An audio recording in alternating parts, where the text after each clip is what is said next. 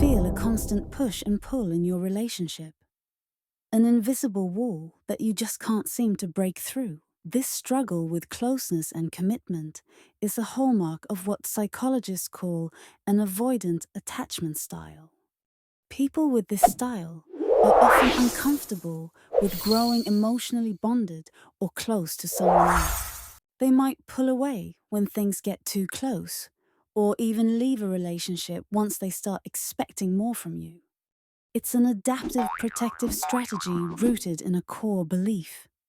For the avoidant person, me is safe, but we feels like a threat.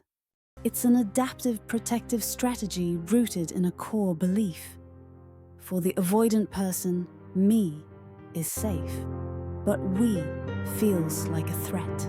Some parents may discourage their children from expressing both positive and negative emotions.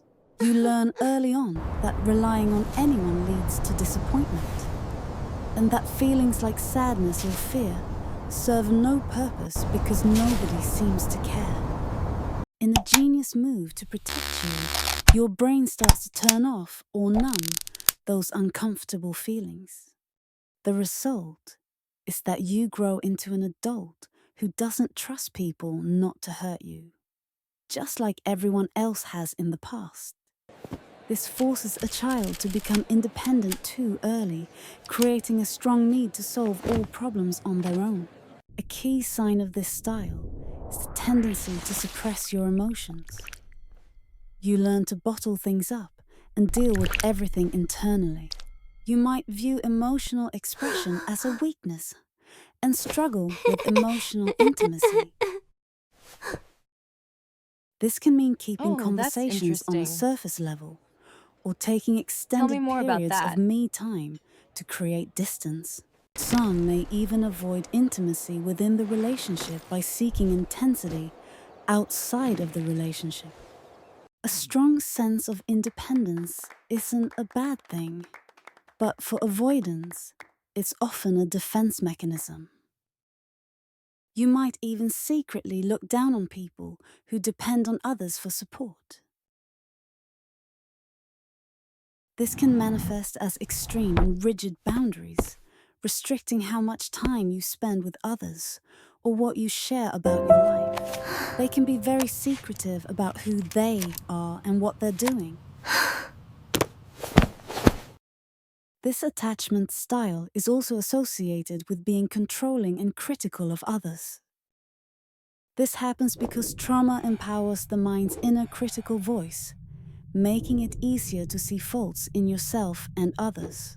When conflict happens, the avoidant person may truly believe it's a sign the relationship is doomed or broken. Please say something. So it's easier to simply shut down, I cannot. go silent, or run away from conflict altogether. Many are also very resistant to getting professional help. Finally, a clear sign can be the limiting of physical affection. The internal world of an avoidant is built on one rule: I am better with me than with we.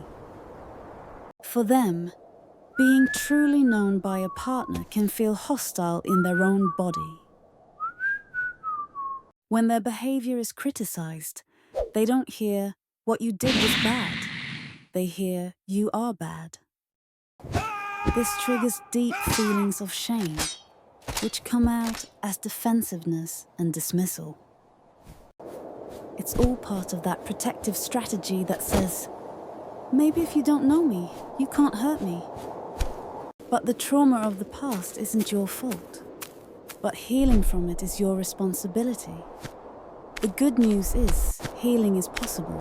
An early sign of healing is starting to see your past vulnerabilities for what they were, instead of glossing over them.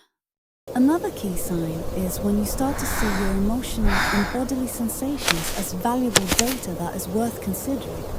This isn't about throwing logic out the window.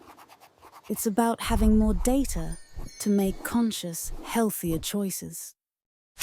The pathway back to secure attachment is through what one expert calls excruciating exposure.